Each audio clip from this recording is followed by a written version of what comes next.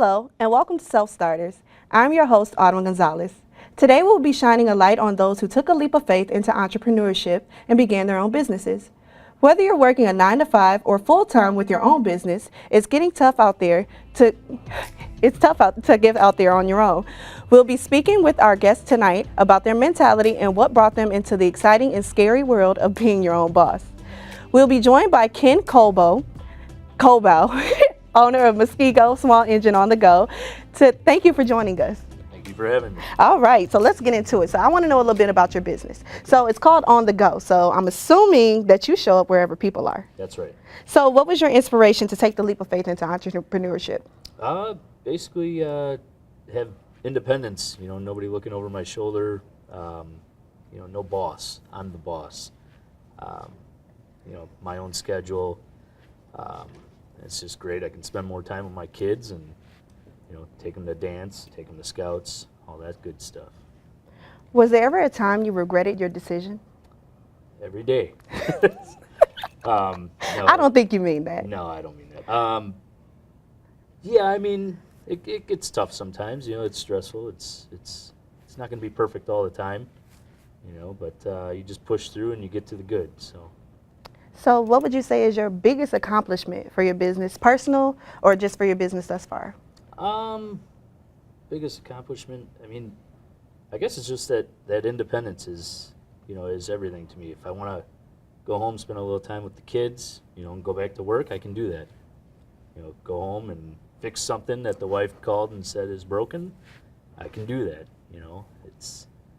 That's the good stuff. So were you in this field before you started your business? Is that what was the inspiration? No, I just always kind of tinkered in the garage, as a early 20s. I'd go around, pick up people's lawnmowers, snowblowers, and fix them up, sell them.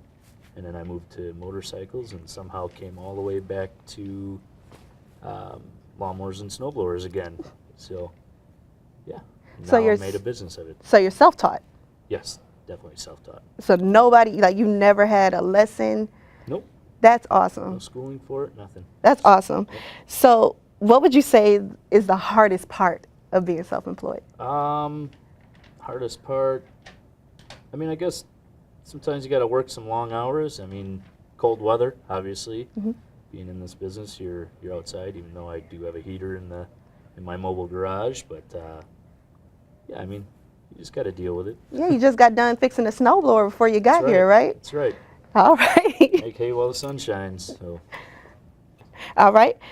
So, looking over the years, if you had a chance to tell yourself or redo in the beginning of your business, mm-hmm. What would you tell yourself? I really wouldn't need it. I'm honestly pretty content. That's awesome. With what I've got. Yeah, everybody wants it easier and everybody wants more money, but it gives me what I need in life. My family is happy and well taken care of. So. So, do you have anything to share with other people looking to get started with their own business? Yeah. Don't be afraid to just do it. Jump in. Get going on it. Network with people. Market your business. With social media nowadays, it's so easy to do so. So yeah, with social media nowadays, you got free marketing, mm-hmm. pretty much. So just jump in, throw your name out there, make a great advertisement for yourself, and somebody will call. That person will tell the next person, and so on and so forth. So is that how you get most of your business, through social media? Social media and word of mouth. Word of mouth is a lot. The neighbor sees you at the house, they come over, or the neighbor saw you at the house, and then they come over after you leave, and hey, what was that guy doing, Mm-hmm. And then the next week I'm at that guy's house right next door. So is there anything that you specialize in, or you're a jack of all trades? Pretty much lawn tractors, lawnmowers, snowblowers, pressure washers, generators, mess around with some go-karts, even some mopeds. So how do you learn that all on your own? You just go for it. YouTube? It's YouTube, isn't it? There's some YouTube in there, yeah, definitely, 100%. I'm a product of YouTube University. Yeah. Sometimes you got to go to YouTube for things, but for the most part, it's just take it apart, don't be afraid to do so. So in your own business, do you do your own social media and marketing yourself, or do you outsource? Nope, I do it all myself right now. It's not too hard. I just join all the, local community sites on Facebook and throw up an advertisement every time the snow is about to fly, and people react to it. They love it. So, and then I have obviously the trailer, has all my advertising on it, and people snap pictures all the time at stoplights. That was pretty tough to get used to in the beginning. Oh, you didn't like being a small celebrity? Well, I wasn't like, why does this guy got his camera pointed at me, But he was taking a picture of the trailer. So. No, you're somebody. You just don't know it yet. So what would you say is the most rewarding part of your business? Probably, going back to being able to put my daughter in dance class, put my boy in the scouts, and anything he wants to do. Putting money away for deer hunting. My kids love going up north. My daughter's going to start hunting this year with my son and I. So it's great. It's just that extra income. It's awesome. So you would say that that's your drive to keep you going? Yeah, absolutely, 100%. All right. So what's your end game? Like, where do you see your business in the next 5 to 10 years? 5 to 10 years, I would love to have multiple trucks on the road, multiple trailers being pulled, a couple employees, 2, 3, not too many. Kind of go from there. So where did you find the need for this business idea? Basically, everybody's got a lawnmower, everybody's got a snowblower. Not everybody has a pickup truck to bring them into a shop, so you gotta figure it out. Made this business and people love it. I mean, the families with their sports nowadays, one kid's going to volleyball, one kid's going to baseball, other kid's going to soccer. They don't have time to take their stuff in by 5:30 in the afternoon to a power equipment place. So, they call me, I can go there, service it while they're gone, or, while they sit inside and eat dinner. So they love it. So you said you go up to north a lot. Do you ever have any calls when you're like out of town? And yeah, I mean, it happens. I do a week up there over hunting season, and then just weekend trips. So, but yeah, I mean, I get the calls all the time. Usually I'll sit in the deer stand and I'll know if it's snowing down in Milwaukee, by the phone going crazy. So, yeah. So is there ever a time that it's overwhelming being your own boss? Yeah, right now with our multiple snowstorms, it's kind of crazy right now. I think I had about 25 voicemails, within a couple hours today. So just getting back to, calling everybody back, doing your service calls, and then dealing with the home life and the kids, and you just got to juggle it. Just got to do it. So is it just you right now? Just me. Oh, that's awesome. So you said you want to expand it to about, you said 2 or 3 more people? You want to 3. keep it small and local? Yeah, absolutely.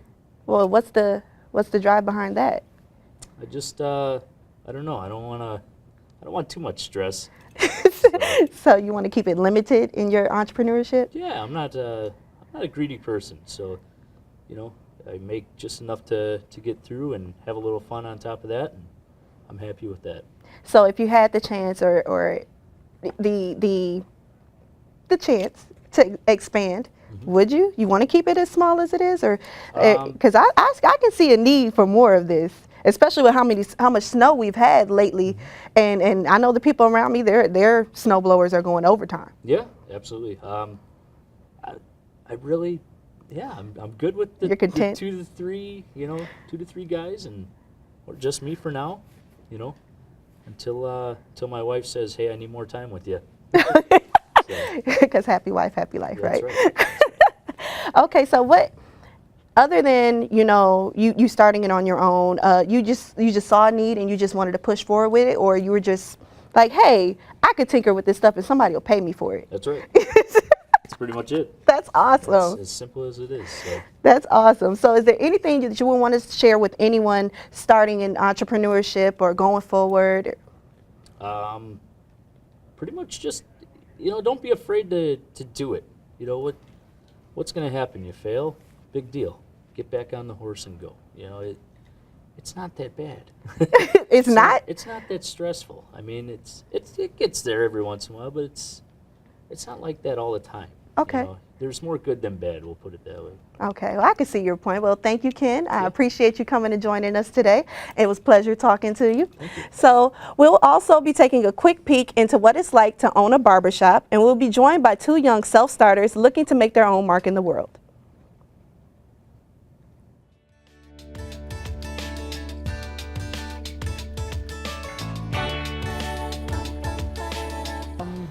I've always been an entrepreneur. I've owned a contracting company for a cable networking business. And just kind of, I've always worked on small engines and motorcycles and things like that, of that sort. Kind of brought me into this business.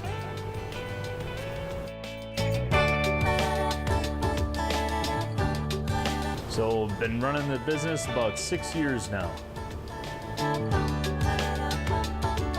Future plans, I'd like to have multiple trucks, multiple trailers on the road, servicing everybody's power equipment needs.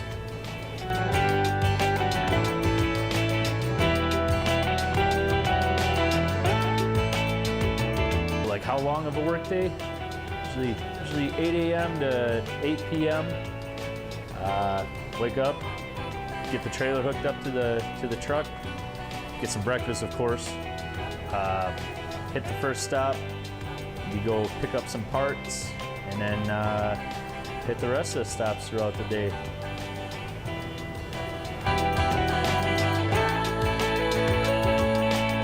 So snow blowers, lawnmowers, tractors, pressure washers, generators.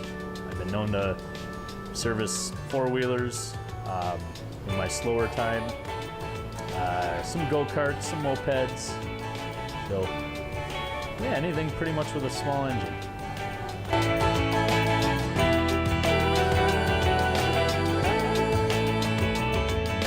Just give Muskego Small Engine a call. We'll take care of your power equipment whenever you need it serviced. I'll be there.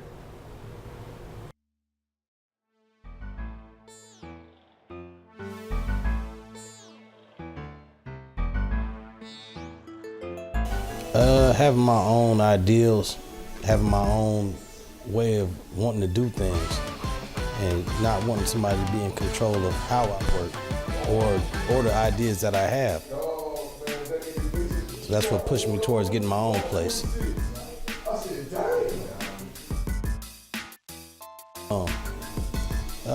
Come in, set my appointments.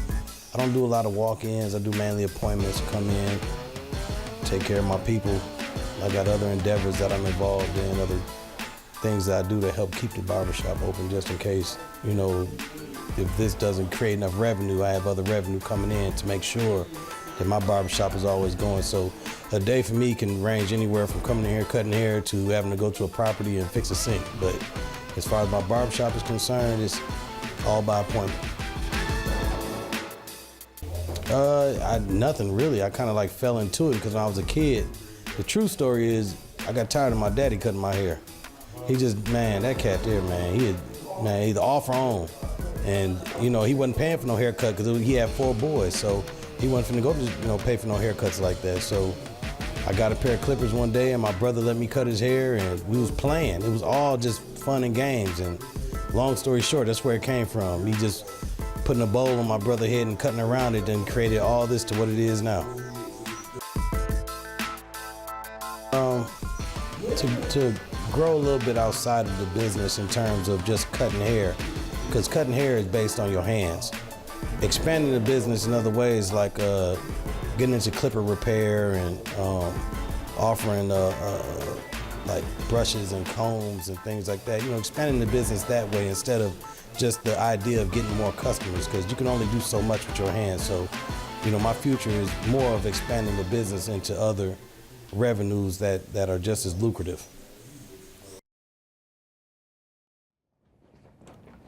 You both have different stories, but you have found a way to carve your own paths. How did you get this project to come about? We first started this project with collaboration from Ed. What had happened was he had this idea, right? What had happened? I like that. He had this idea of a documentary, and I was like, I really love that. Let's run with it. And ever since then, we're like, we can build off. We can do different things. And it's kind of great how both of our passions have formed into one solid group. And, yeah. So is there an inspiration behind it, or it just came from an idea? What's the inspiration? So I most definitely have to say it came from the idea of a collaboration, but the inspiration behind it is actually like philanthropy and giving back to the community and actually caring about where we came from and the people that's coming through and how we're paving the way for young people that's going through the same things that we've been through. Not even so much the same thing we've been through, but just understanding the circumstances of different systems and how life is and how to build and how to create resources and different things like that and trying to figure out what entrepreneurship look like for us in a different perspective. So do you have a mission statement, or like just or is that just the broad idea of it? So it's just a broad idea of it, and it's so much as bringing together two individual business ideas and coming together and just understanding like two heads work better than one. So I'm assuming that this is a passion of yours. What are some additional passions that have driven you to get to this point? Ladies first. I definitely wanted to be my own boss, but also create a project that I'm passionate about. A lot of us can be like, yeah, I can make this video for you, and I completely disagree with everything about it, but it's quick money, my rent's gonna get paid. And we kind of got this idea of, I want to make projects that I'm proud of, but also put some like money in my pocket so I can pay rent on time, because that's a great feeling. But that's definitely it.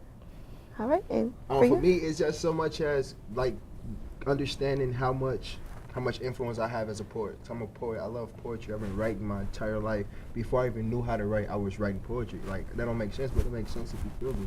But and it's just so much as and from being inspired by poetry, I actually got on into film and directing, and then having this idea of a documentary like just being in the back of my head, and then meeting Selena, and it just come together so beautifully.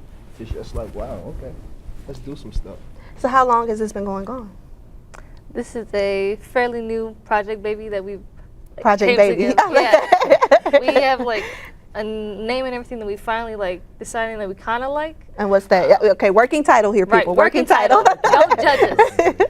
But it's Glow MKE, giving love an opportunity within Milwaukee. Yeah. Awesome. So, and how the title came about, we were still trying to figure out like titles, and Selena was like, "Yo, what about Glow Up, Glow MKE?" I was like, "Glow MKE." And then we also have another partner that we're working with as well. He didn't have the opportunity to get here, but we have another partner we're working with as well, and he was just like, "Yo, glowing." I mean, giving love and opportunity within Milwaukee, and I was just like, "Yo, that's dope. That's beautiful." That's awesome. So what's your ultimate goal for the company?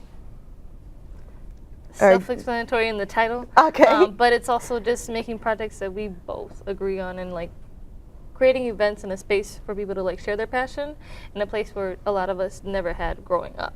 And so we have this resource now that we want to give into the community, but not just like the fake give back. It's like an actual, I see you and I love your passion. You have all this energy and nowhere to steer it clear, and I want to help you mold that to what you want to do. It sounds like almost like a segue before going to school, because school is so expensive, and people say go to school, go to school, go to school. They preach that to you, but everybody doesn't have that money. Everybody doesn't have that resource. So it sounds like that you're trying to create like a branch almost, that hey, if I want to go to school for this, I don't have the money, but I can get the experience. We're going to do that because, you know, that's what they call it. we also have been talking about like, what does it look like to have an internship, like once we really like get things moving forward, and what does it look like to actually do philanthropic work without the title of a nonprofit or a 501c3. Like, cause although it's fine, like we need those type of resources in our community, but also just understanding that you don't want to just be tied down to just that constraint, and you actually want to go for a profit. You want to go for it. Like at the end of the day, you gotta get bread. I got a 2-year-old daughter; she gonna eat. But it's like just understanding like where do you want to go, and actually understanding your passion and putting it together to make sense and make sense. So you don't want it to be labeled as a nonprofit. You want it to be its own entity with none of those barriers that nonprofits have. Yeah, I mean, it's still working, but there's just an idea right now. You never know where the wind blows. You never know where the wind blows. Okay, that's one way to look at it. So you said it's fairly new. You have a working title, and you haven't really. What project? If you could start one today, what would be your first project? We're currently actually working on our first project right now. Okay. It's a hybrid of a documentary. It's kind of a way to get 16-year-olds involved into like what is influencing them as a growing adolescent, whether they're being a young woman or a young man or in between. How we can responsibly portray like proper masculinity without it being like toxic. So we're trying to incorporate this idea of there is a healthy way, but there's no right or wrong way to get to that point, in a fun way where it's not like I'm talking to you and I'm shoving my beliefs down your throat. It's no right or wrong. So it's not going to be like one of those bad renditions of like a video of when you go to, you know, start a job and they're like, hey, you got to go through this sexual harassment class. So this is the video you have to. It's not going to be like that. It's not, because it sounds like portraying what middle school would be in front of a camera, and it's like you should try to do this, but don't do that. Like it's not going to be one of those weird things, because you two are too cool for that. So that'd be off-brand. I want to be me. Yeah, but and it's also just like understanding that having a conversation around hypermasculinity is important. Having a conversation around certain topics and issues are important, and making sure that if not even just in the community, but in relationships and friendships, significant others, mothers, daughters, fathers, sisters, brothers, like having conversations about issues that's really going on and understanding society and these different aspects that we get caught up in, and it can essentially give off a standpoint that, well, we devalue ourselves. It's important just to talk about stuff that is a hindrance to us mentally and physically, emotionally, and just talk about that, you know? And I understand that you're putting an emphasis on within our neighborhood. So I'm assuming that you want to give a reflection of what people see on a daily basis and not what they're supposed to see. This is what we are. This is not who we're meant to be. This is what we see on a daily basis. So we're trying to teach the young people, younger, because clearly you're young, younger people, how to conduct themselves. Am I saying it right? Yeah. Not even so much as conduct, but just like who are you? Do you take the time to ask yourself who you are? Like I did a workshop one time, and the facilitator asked, who are you? Who are you? For like 5 minutes straight, continue asking, who are you? Who are you? Literally. And I had to keep asking, I'm Edward, I'm father, in so many aspects of me. And if you disassociate any aspect of you, you're not you, because it's so many rules to masculinity, so many rules to femininity, so many rules to being human, that sometimes we disassociate who we are with who we are. And so it's not so much as like conduct yourself right or wrong, but it's just like, do you take the time to really understand yourself and your self-value, your self-worth, and to love yourself and to portray goodness? I probably sound like a hippie, but no, you don't. You do not. To be euphoric in you, you know? So I'm assuming that was a pivotal moment in your life when that conversation was had and that person kept asking, who are you? Because I do believe that a lot of young people, they have an identity crisis going on. Ooh. So I see that that's where your glow for MKE is going to come into play, because with the identity crisis, if you don't know who you are, I can't tell you who I am, and I don't want you to tell me who I am. Does that sound about right? Yeah, that's a lot. That's a clash too, as well. Okay. Because I've done facilitations as well. And excuse me if I'm taking up too much space. Go ahead, man. I appreciate it. You do you. Right. But that's one of the things too. Being cognitive of, as a man, how much space I take up, and make sure that I'm respecting the women around me. Like just even being cognitive of things like that, and spreading that type of energy, other men to be aware of how much space they take up and how they respect women around them. Not just their significant other, but the women around you. Like understanding how important women are I can go all day, but that's the point of the interview. but like it's just like just essentially just letting people know like it's a different type of standard in life when you set the standard for you, because like the identity crisis, it's serious when you get programmed and you're taught X, Y, and Z, and then as soon as you really learn the ABCs, you be like, wow, I never knew that I can go A, B, R, Q, 1, 2, 7, airplane, and still get to Z. That sounds like algebra. I'm not good at that. Letters and numbers should never go together. They do. That's not real. I don't care what you say.